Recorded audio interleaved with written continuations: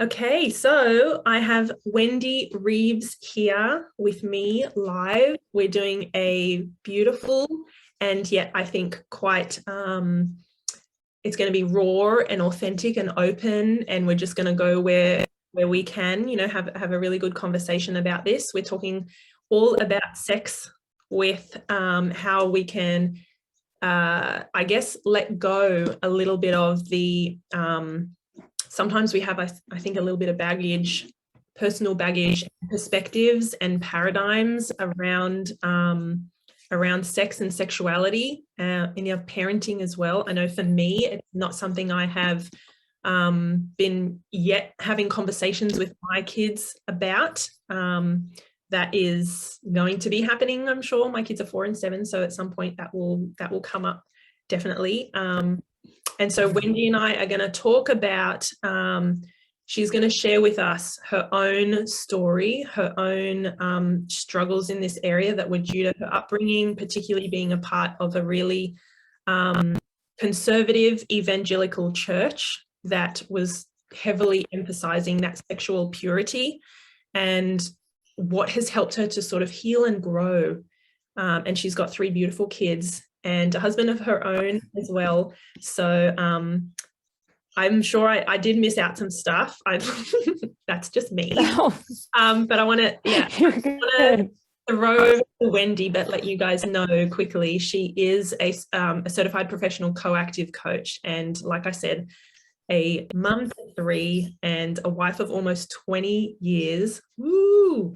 That's right. And I think you've kind of also had the I don't say label, what's the word? The label, I guess, of being a purity culture dropout. Is that right? Yeah. I mean, I think, I don't really know what to call it, but yes, that's something that I've definitely taken that term upon myself. And I don't know if that's a mainstream term or just something that I like to use and play around with, because well, before I jump in too much, I guess I just want to have a little bit of a disclaimer for anyone listening, or if you're listening maybe with kids around.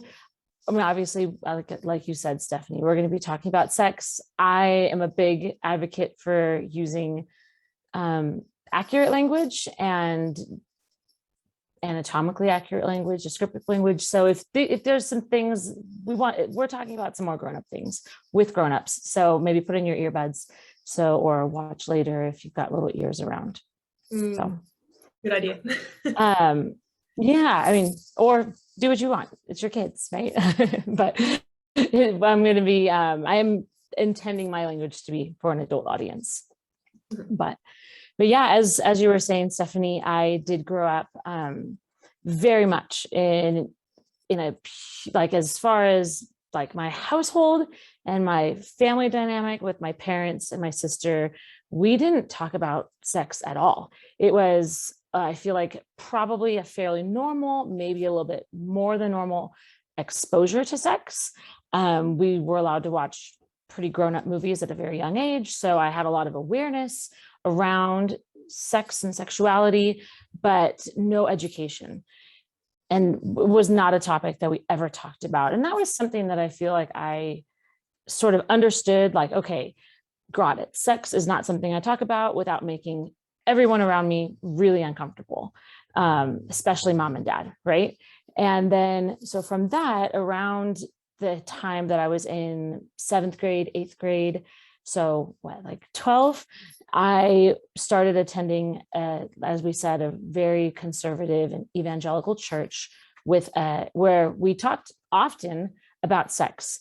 So that was great. I was like ready for it. I'm like, this is an area where I have a ton of questions, and the church provided a lot of answers. The answers were very much, as you said, about abstinence, maintaining purity, modesty, like heavy emphasis on modesty. And it was modesty for the sake of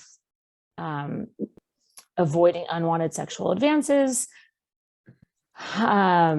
protecting the males around me from sexual lust, desire, all these things by showing skin. So it was a lot of like, you go to summer camp, and if you're wearing a two-piece bathing suit or an immodest one piece, you're going to be wearing an extra large black t-shirt over that, because boys are going to, you know, they're going to want to masturbate later, and it's going to be because of your skin, right? And that, so it was just like a really big kind of like burden to carry on your shoulders at a pretty young age. And for me, I wasn't really, I was curious, but like that kind of burden at an age when I wasn't really interested in sex, it was very easy for me to sort of flip that switch off without realizing it, and also create a ton of narrative and a load of rules about how to exist in the world as a female.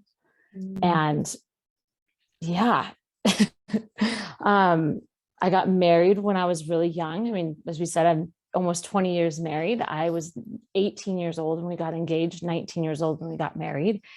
And thankfully, I married an amazing man, and we've put in the work to make it work. But there was a bunch of understanding that if you are to save yourself until marriage, stay a virgin until marriage, abstain from sex until marriage, that it's going to be magic and like everything's going to be hot and healthy and like super fulfilling. And it was just not. It was like the shame and the fear and all of the insecurity and baggage that had been growing in me for all of those years didn't leave just because now having sex with Kevin wasn't a sin anymore. Right. And so for me, it's created a lot to unpack. And it really wasn't until I became a mom and started thinking, oh my gosh, I'm going to have to teach these kids and have these conversations one day. And what I learned was really hurtful and really traumatizing in so many ways. And I certainly don't want to take my shame and my trauma and be too afraid to deal with it or name it or look at it honestly, that I just then take it and put it on their little spirits.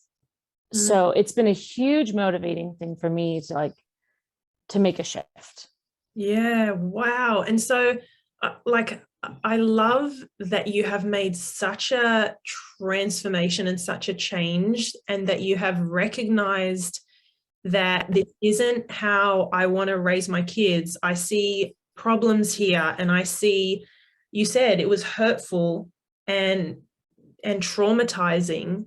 And I would assume, is this right, that a lot of we were saying just before we hopped on the live that it can be such a culturally American thing for a lot of families, obviously in different religions and things, but that some families, I assume, would just repeat the loop, like, right? Is that right?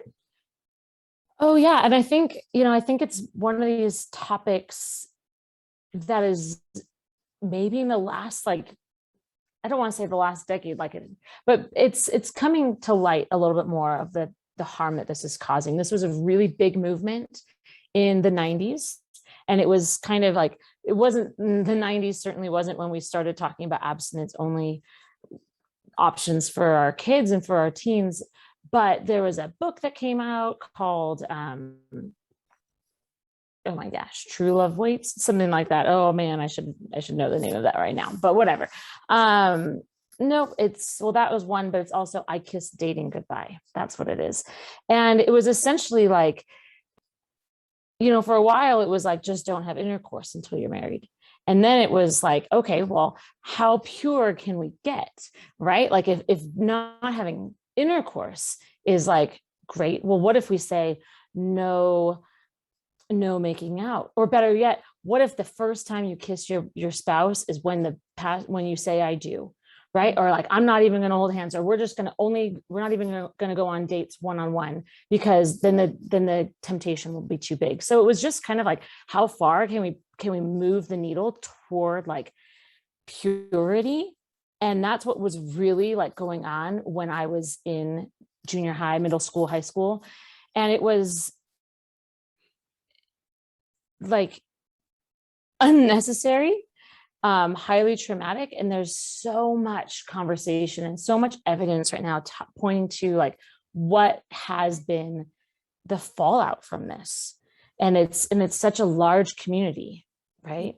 Yeah, I want to ask actually, without being insensitive, but it's only because I don't know about this culture enough, and it's not where I grew up and things like that. But what is the trauma, and what is the harm that not talking about sex not talking to our kids about it, but also not having that, we didn't call it taboo, but that whole lens on sex. Like, what I can sort of know from an emotional intelligence point of view why it's important to have conversations with our kids around this, to prepare them and to not have that like shame. You said shame and embarrassment and just not having any, it's almost like throwing them in the boiling pot water or in the deep end, like, here you go, you're married, bloom, like, but yeah, tell me from your maybe experience or your understanding. And obviously you've worked with a number of mums and women who are coming out of that purity culture. What's that sort of trauma and the effects, I guess?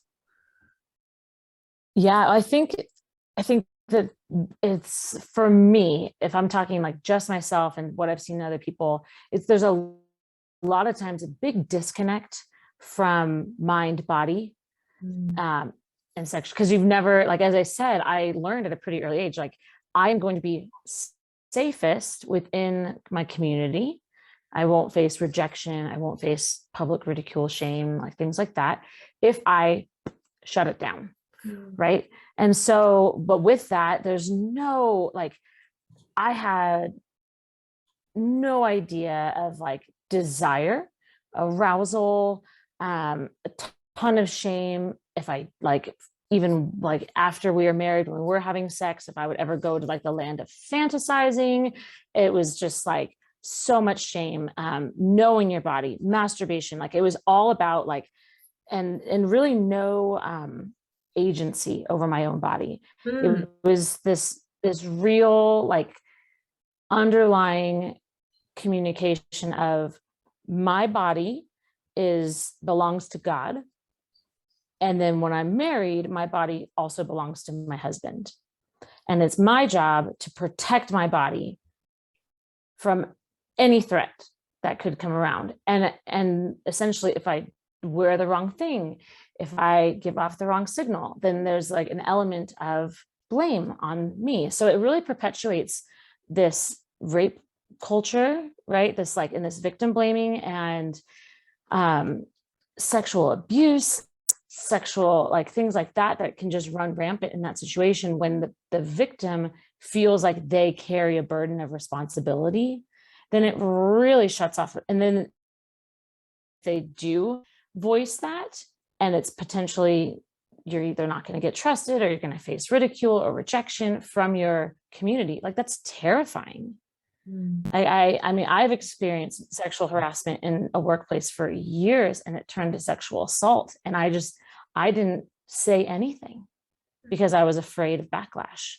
And some of that was potentially legitimate backlash from the company, but a lot of it was just like not knowing that my body was important. That's huge. Like that it just hit me, that sense of when we're not teaching our kids, your body is your own and you get to say and do what you want and what you don't want with it, and how to have, like, it comes to me, I was just talking to a parent before about boundaries around our own body, as a child, but as a parent as well, and all that, the sense of self and sense of agency and just that confidence, in having your own body.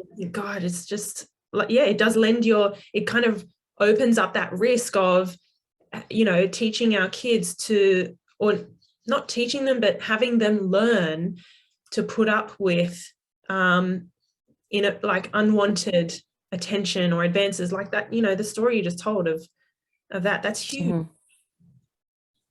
It is. And the thing that's just so crazy that blows my mind is that like my story is like not at all unique. I mean, I talk to women all the time who are like, yeah, I had this happen at this age.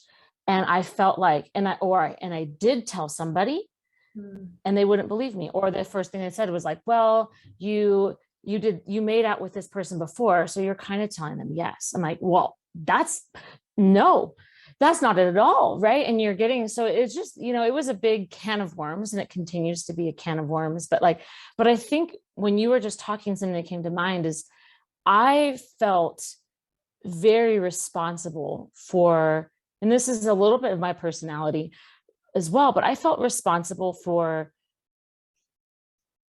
not making the grownups or the leaders or the adults around me uncomfortable.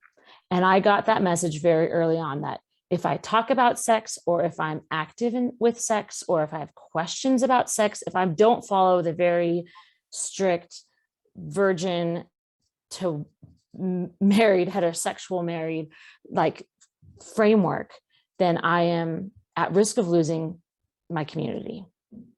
And so then it became this pattern of sort of maintaining everyone else's comfort at the fault of my own, right? At the loss of my own. Ooh, can I touch on there? Because again, I just had a conversation with a parent who in passing sort of said, essentially, I'm trying to teach our kids that they don't say no to me, like with boundaries and consequences and things. And I had to pull her up on that and say, let's just dive in there a little bit, because we might want to be teaching our child to respect us as parents, or that, the rules, or what's appropriate and things like that. But if we are not allowing our child to say no to us, or to disagree with us, an adult, and not allowing our kids to challenge us and say, but I don't want to, or I don't like it, or just that sense of agency, if we're squashing that again and again and again, we're teaching our child that the parent is up here and the child is down there. There's that hierarchy of I'm right and you're wrong, and you do what I say. And it's almost like at its worst, it could be leading our kids to, when they are, 12 or 15 and at that age, to just accept what is said to them, or everyone is doing it, or because I said so, I'm the adult now, we're going here, we're doing this. I'm like, we cannot just like shape our child into being like an obedient right?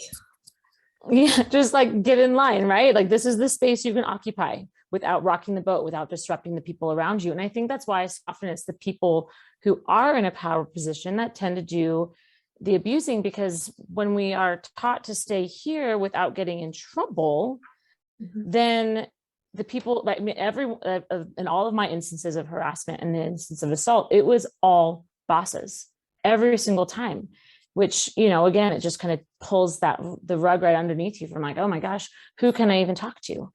Right. So, I mean, I'm happy to keep sharing story or impact of like my culture and what I grew up in, but I think this is kind of a beautiful time to transition into parenting. Yes. What do you think? Yeah, definitely. Cause I feel like we can talk for like all day. Yeah, we totally could. But yes, I do want to ask you, and I know we wanted to touch on particularly a couple of things. And one of them was, how and when do we talk to our kids about sex? Maybe we'll start with that. And then also, though, helping parents kind of discover and unpack their own values in the area of sexuality and parenting. They're big topics, but we could start with how to talk to our kids and when about sex. Yeah, I think, as much as we can, like, we have this idea of like, what age were you when you had the talk, right? When your parents gave you the talk. And I would like to just blow that idea out of the water, because like anything that's important and valuable and worth learning, you don't just talk about it one time. And you sure as hell don't want to make it awkward and boring and lectury and full of all your own baggage that you, again, just put onto other people. So I'm a big advocate for, there's so much you can do right now. I mean, kids are inherently curious, and curiosity should not have shame attached to it. And there's a lot, I mean, right? Like, I think like we kind of have these ideas of like, oh man, your kid, at what age does your kid say, mommy, where do babies come from? All of my kids know the answer to those questions. My kids are 6, 9, and 10. And, you know, there's gradual levels to these conversations. So what is appropriate when your child is curious? We don't have to like force feed it to them. We don't have to, you know, present it to them before they're curious. But I think it's really important to be prepared, to have some ideas and to have done the work of it. If just listening to this conversation that we're having right now is triggering you, get curious with yourself about what those triggers are. Get curious with yourself about what some of those hangups are, what are the things that were hurtful to you, and do maybe a little bit of your own work, because there's a lot we can do on before these questions are asked or before these conversations are had. I kind of went lots of different directions there. Oh my gosh. But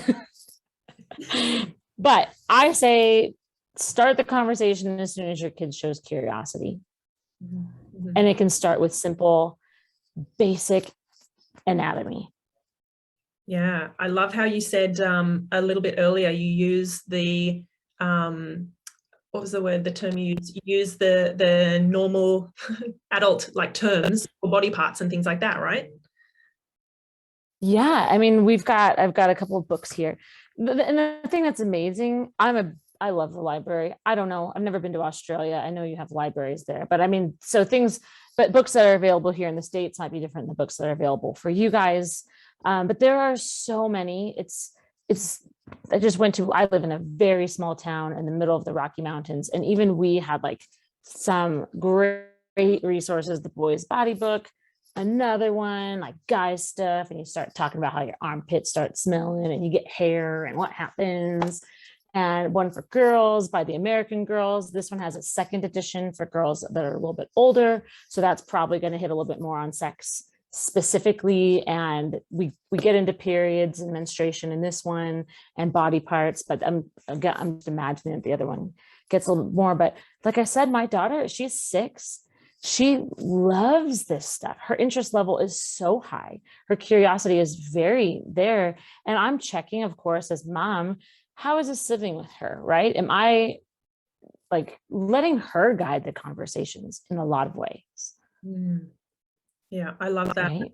Letting our kids be curious and not squashing that if we feel uncomfortable digging into why that is, and knowing that we unfortunately or fortunately we have the power to really layer our story and our experience and our values and our baggage on our kids. But that's a choice. We can choose to do the work to uncover you know, the things, that the baggage and the stuff that makes us feel like embarrassed or shameful, and come from a place of I want to not necessarily just protect, but like empower my kids so they know about their body and they know about boundaries and consent, and then age appropriate conversations about sex, obviously. So I think that is awesome. Yeah, I mean, I remember just waiting around, like getting to the age where like I've heard about the talk, but like, when am I going to get the talk? And so I never got it, and I never learned what actual sexual intercourse was until I was at church. And at that point, I was in 8th grade. Everyone around me was like kind of joking about it and like talking about it, and I felt like I was such a weirdo for not knowing and having no idea. Like, I mean, I was sitting there like shocked, like I potentially like mouth open, eyes like bug-eyed, gaping, like, wait, the what goes where?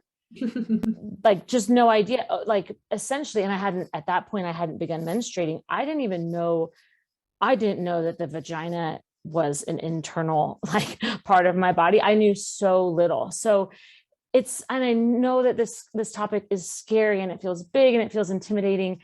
And I know when we feel that fear, the tendency is to want to know all the answers. Right? To just like, I want to be able to answer every single question, or I want to have like this, because we're afraid, right? Sex is, as much as it's a lovely, like amazing, empowering, intimate thing that can happen between two people, it can be deeply traumatic and dangerous. And it's not something to take lightly. And that's a really hard duality to exist in. Mm. So I would challenge parents to get comfortable not knowing or having all the answers. Definitely not waiting until they do to start having these conversations. Mm. There's a lot of big topic issues under the umbrella of sex: pornography, masturbation, homosexuality, transgender, right? I mean, that's all of these things. And I think that like we want to have our answers, right? Like have our toolbox full so that if our kids come to us with these questions, we're able to be like, boom, get my transgender binder out, you know, and have flip to the page. Don't. I like show, if you don't have an answer, be honest. Show like the people watching us the beauty of being okay with not knowing and letting them forming opinions together, being gray, not being black, white, like, oh, I wish I had that growing up, right? I wish I didn't have like everything so specific. This is good, this is bad, and there's really nothing in between. Like live in the in-between in this topic. Oh, I like that. That's going to be, I'm going to steal that one. Live in the in-between. Go for it. I am so grateful to have had you on and to have just, every time I hear you speak, I'm like glued. I love, obviously I love what you're sharing. Yes, it's still personally for me, there's a level of discomfort there because I didn't grow up having these conversations and it being normal and all that kind of stuff. But I love how you are so what's the word? Just humble, but authentic and honest and open and caring, and you hold such a space for the parents like me who are watching, who think I also feel a little bit like, oh, my back's stiffening up and I'm a bit uncomfortable here. So I want to say a massive thank you, and I do know without a shadow of a doubt that there are going to be parents who want to discover more and want to, like, I'm glad that you had some of those books. So like some of these resources can be so helpful for parents, but I want to ask you how people can learn more. How can they chat with you and get in touch with you? And I know you've got a small sort of a giveaway freebie for the people watching. So do you want to let us know a bit about all that? I absolutely would love to. Thank you. So I have a website. I'm just going to let you guys all know, like, social media, techie stuff. It's not my forte. I'm a conversation gal and a pen and paper gal. As you can see, I've been flailing my pen around all night, but put that aside because I just got a website today. I've been working on it for a little while and it just went live. So you can go on there. It's called Flower Crown Coaching, like flower crown coaching.com, just www.flowercrowncoaching.com. You can, and on there, there's links to all my social media. There's a link to be able to join my Facebook group that it's called, same as this conversation night, it's called Let's Talk About Sex, Baby. And it's a female only group. And it's just a space where we can talk about this and put our questions into the group and find safety and community and welcome in questions, because that is something that is so important, especially in this topic, to not be alone and to not just have our questions swim inside our own heads. Let's get them out and let's get them into the world. So you can find me there. I could give you all my handles, but just go there, or we can link to them later. Yes, actually, that's what I'll do. I will put your links and everything in the description of the Facebook Live after we hop off, and I will put them on YouTube as well in the description. So you guys will be able to get in touch with Wendy. You'll be able to read more. I also went on your website when you sent it to me beforehand.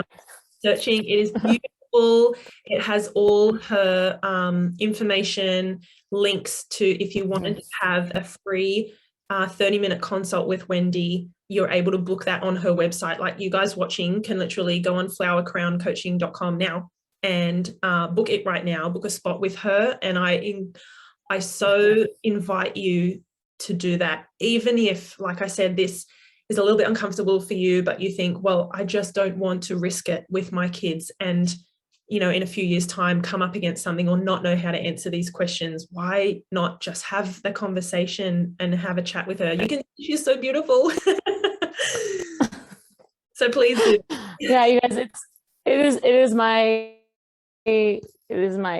goal and my mission to just open up space for you guys to be able to live and love and on your own, or to teach your children also to live and love without shame. This is not a space where shame has to live, and yet it is this massive place of shame in so many of our lives. So let's start the conversation. Yeah, the thing I wanted to give away is, yeah, for anyone who's watching this, you can go on the website and you can book a free 30-minute session where we will talk about sex. There's links to my calendar. You can do the 30-minute connection call. The description on there is going to be not accurate to what this is, but just book a 30-minute connection call, and it's going to be a 30-minute coaching session for you guys, totally free, no questions asked. I will be starting a group coaching program as well in like early January, where I'm going to open it up to do something a little bit different, but it's going to be specifically like parenting oriented, a 12-week program where there's a little more information again on the website.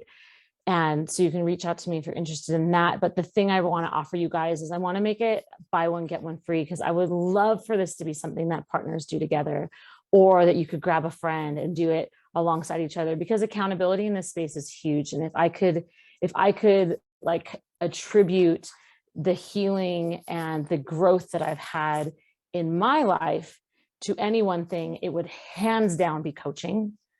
And that's because the level of trauma I'm dealing with has not been like very radical. And coaching has been the perfect outlet for me. So it's something I want to extend to you guys as well.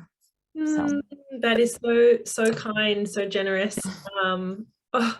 Buy one, get one free, guys. I do invite you to have a chat with Wendy, book one of those consults through her website, and have a conversation. I'm so blessed, so grateful for you to come on, and I'm going to have you back on and answer some more questions and throw some more, sure. Get some more advice off you. I think this has been really, really beneficial for parents watching along, especially me. So, so thank you. You're welcome. Thank you so much, Stephanie. I appreciate you having me. Yeah, you're so welcome. All right, we will see you guys next time for another interview, and have a great rest of your day. See ya.